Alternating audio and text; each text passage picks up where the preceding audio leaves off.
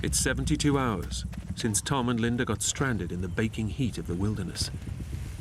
There's no sign of the hoped-for ranch, and every step Linda takes is now pure agony.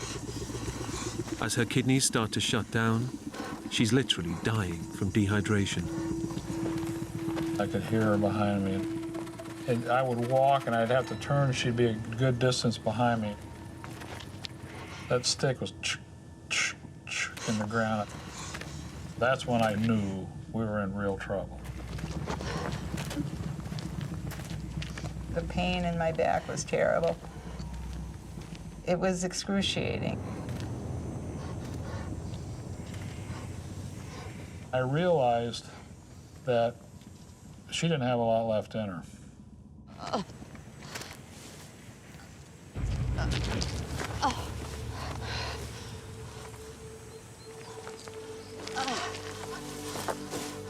He begged me to get up and keep walking, but I just couldn't do it.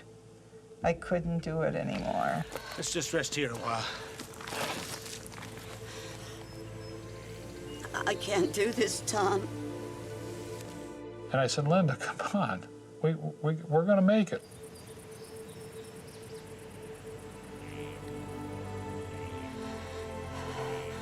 I'm slowing you down.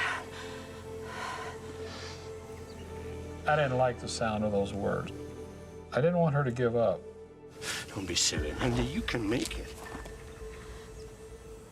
And I said, I love you. We've had a wonderful marriage. It's been a great ride, but you have got to leave me. No,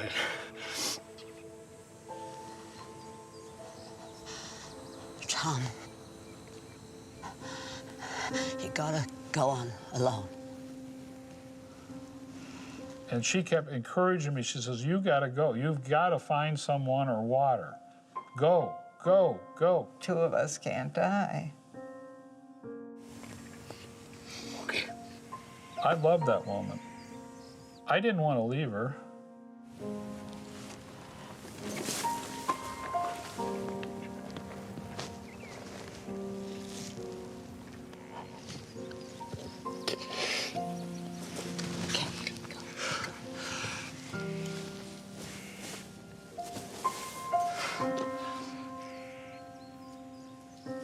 It was very emotional for me.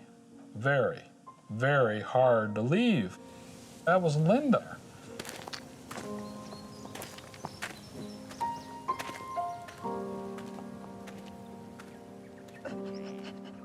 I had to go. There was no choice.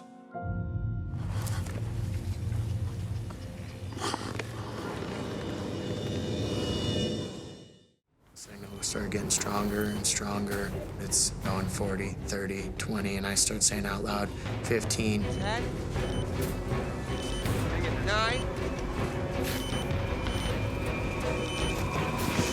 8. All of a sudden, I could see the top of the backpack. Over there. Now that Blake has been located, it's critical they get to him and clear an airway, fast, Start from below. before he dies from lack of oxygen. We're trying to get to his head to get him breathing. Using their avalanche shovels, they start to dig. But the snow has become heavily compacted in the slide. It was very frustrating. It was like digging up concrete. I threw my shovel aside and was just digging with my hands. I remember just thinking, we're losing him. Come on, Blake! He's right here, but we can't get him out. Come on, Blake! Come on, Blake! Come on, Blake! It was very frustrating how difficult the digging was. Come on! I just felt helpless. 30 meters away, Sam Kavanagh struggles to free himself from the imprisoning snow Blake! and helps save his best friend. I started trying to move around, and I felt this pretty intense pain.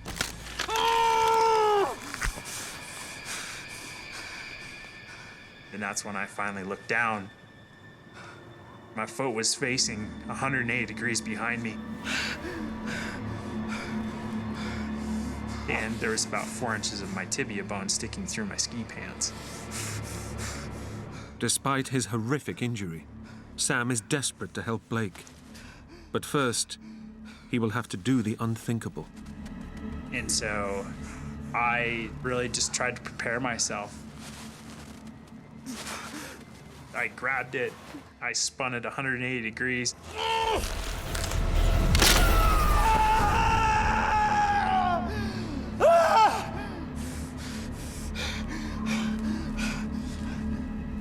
And I tried to stand and walk and shuffle my way down the slope to find Blake. Hearing the screams, EMT Chris realizes Sam is also in trouble. I looked up and saw that he was in a very tenuous situation. Sam, how you doing there, buddy? You okay? My leg's busted. I think it's really bad. Come on!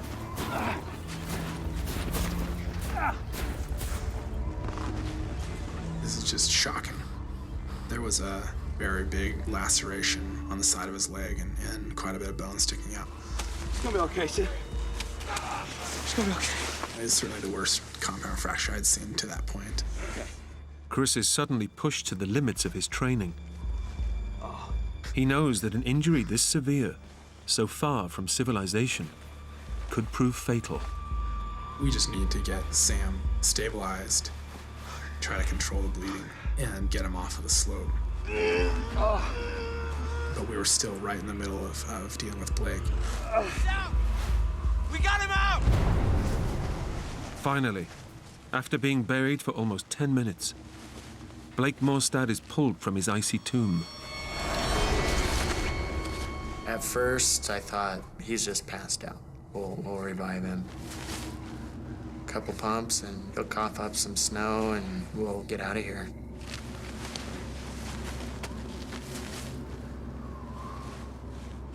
Blake has no life signs. Compressing his chest will simulate his heartbeat, pumping blood round his body and keeping his brain alive. Man, come on. Pump his chest. 1, 2, 3, 4.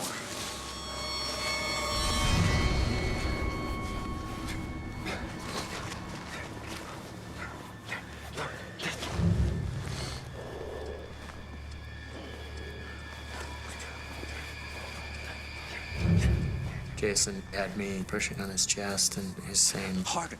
Go harder. break a rib if you have to. I remember being really frustrated, thinking we're losing him. They did CPR for a few minutes and they yelled up, "It's not going well." Chris! We need you down here! Keep the pressure on here, buddy, okay? Stay calm. I'll be back, all right? Okay. I raced down through the debris.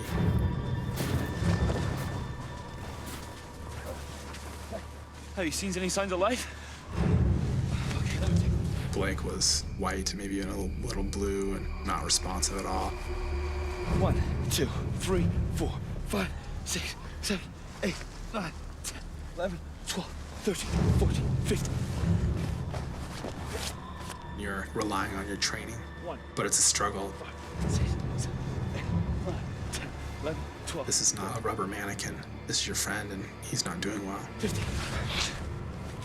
In the back of my head, I knew he was dead.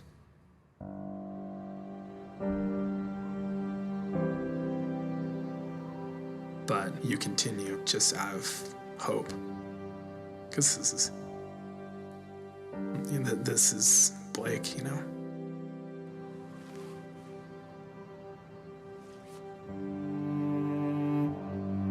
I remember just looking at Jason and he was just like, this is done. He's dead. And I just thought, wow.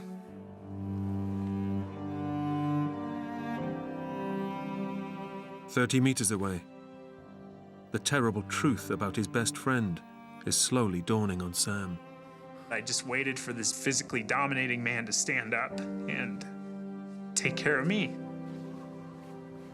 I saw 3 people stand up, and one wasn't Blake. That's when my world came crashing. And I was left wondering if I was the next person to die.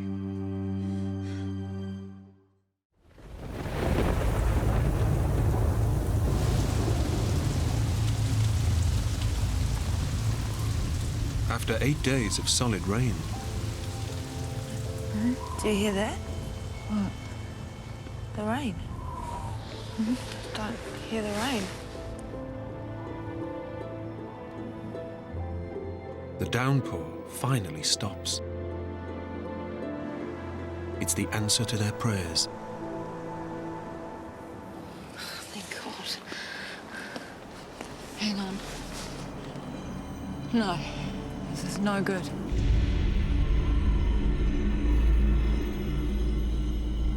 The rain gives way to snow, and their nightmare deepens. It was feeling like you were sitting in a bathtub of ice cubes. Oh, it's so cold. The sub-zero chill brings the threat of hypothermia even closer.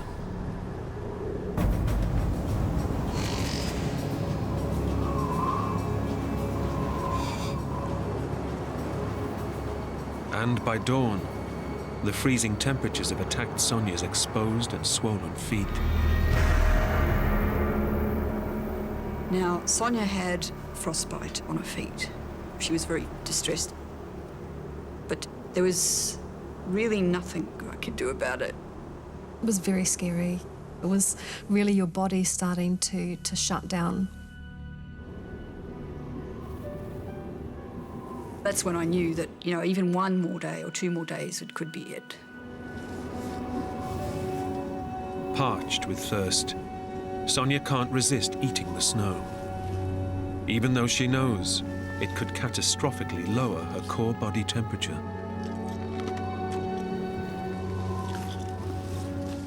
I knew I shouldn't be eating snow, but I thought, what the hell, I'm going to do it anyway.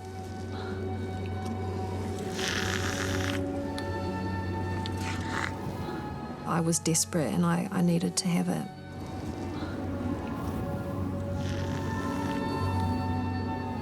It's only going to make it colder.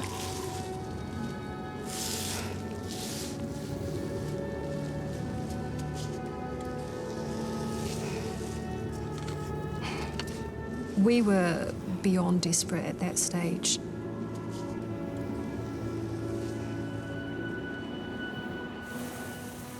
As Sonia and Marne endure their 9th day without sleep, the weather veers between snow and freezing rain, and they can no longer fight the urge to shut their eyes.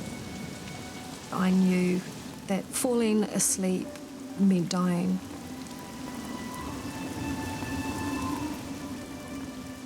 I just really needed to let go.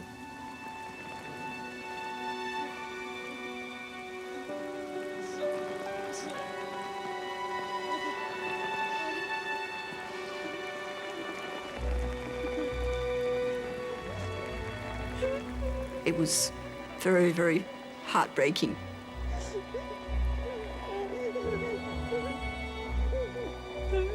You start to lose your resolve. You start thinking like, oh, maybe I could have a little bit of a nap. It's a sign that you're probably about to die yourself.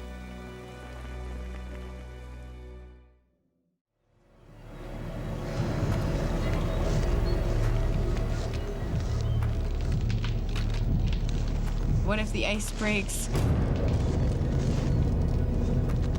I kept going anyway, just trying not to think of it.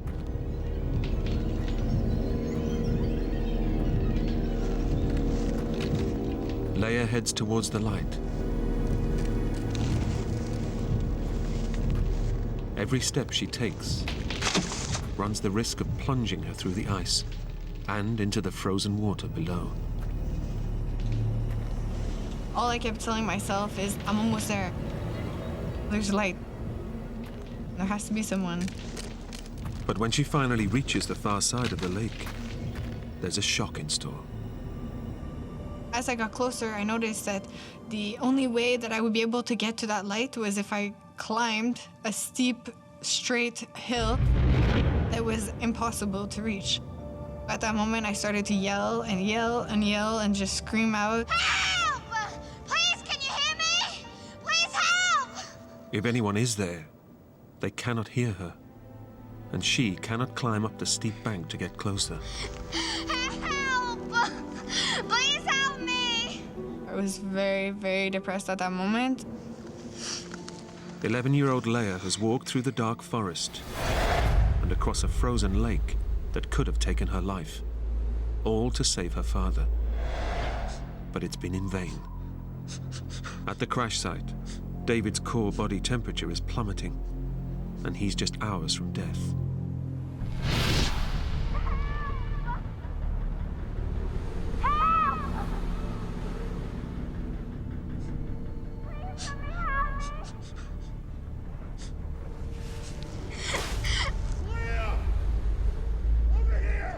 Finally, I heard a voice, so I started to yell back. Leia! Leia! It was my father's voice. Leia heads in the direction his shouts are coming from. Daddy! It's been 3 hours since David last saw his daughter, and hearing her voice breathes new life into him. When I heard Leia calling out my name, it was like a sigh of relief that I knew that she was still alive. Daddy! I'm here!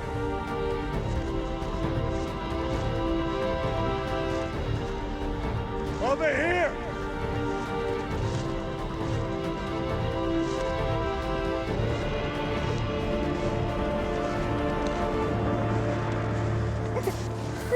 It's okay. It's okay. Despite all her efforts, Leia and David are back to square one. I was happy to hear her, and I was happy to see her again. But on the other hand, I was very unhappy that she didn't make it and that she wasn't already a nice warm place and everything else, that she would have to stay here now with me in the freezing cold weather. It's okay. We're gonna be okay. Leia can see that her father's condition has worsened. He didn't look well, he really didn't. He was trying to hide it. It was very much worrying me a lot. Body sweat, caused by the pain of his knee injury, is freezing against David's skin. And with the wind chill dropping the temperature to minus 27 Celsius, his heart rate is slowly falling. Dave struggles to keep Jim alive, but he's in the final stages of hypothermia. Jim! He's losing consciousness. Jim, you stay with us! His vital organs are shutting down. The hypothermia kind of made me like in and out of awareness of what was going on. I was concerned that Jim would go into a coma, yeah. But that's how he would eventually go. He was lethargic, he was slow. Jim was slowly fading away. But just when there seems no hope, Over here! All of a sudden, we saw lights kind of like reflecting against the clouds. their mayday calls have been picked up. A Coast Guard helicopter has battled 150-kilometer-an-hour winds to reach them. Their cabin door went open on the right side, and their hoist operator actually was sending out a rescue basket on the end of the hoist cable. And we're like, oh, this is great, we'll be done soon. It was this incredulous feeling that we actually overcame the odds here. Yeah. But as I watched him, I could see his altitude fluctuating. At times, it looked like he was going to be driven right into the sea. At some point, I know Dave Rivola yelled to me that he didn't think he would be trying this, implying that if he had been flying that helicopter, he didn't think he would be trying it. He was right there. He could see us, but he couldn't get us, based on the intense, conditions out there. The Coast Guard helicopter battles for an hour trying to rescue them before accepting defeat. It was brave but futile attempt to recover us. But kudos to those guys. They gave it all they had for a long time until they had to leave to return to base to refuel. If these guys couldn't pick us up, you know, really, there's no one left.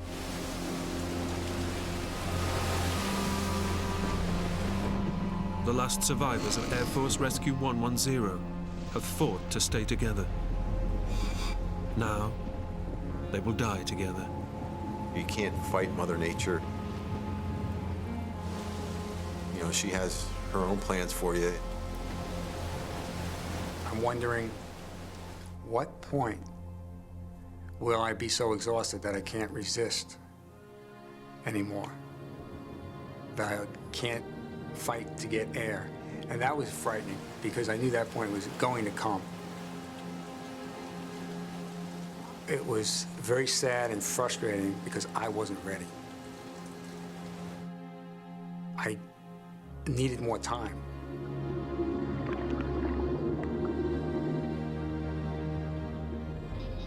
They needed me, and I was going to do whatever I had to do to, you know, make it through, get them through this, get us through. Even to this day, you know, I wonder how Dave had such strong hope. I don't think he doubted that he was going to see the rest of his life. He was going to see the next day and the day after that. Then we saw lights again. And I said to the guys, I said, that's a ship.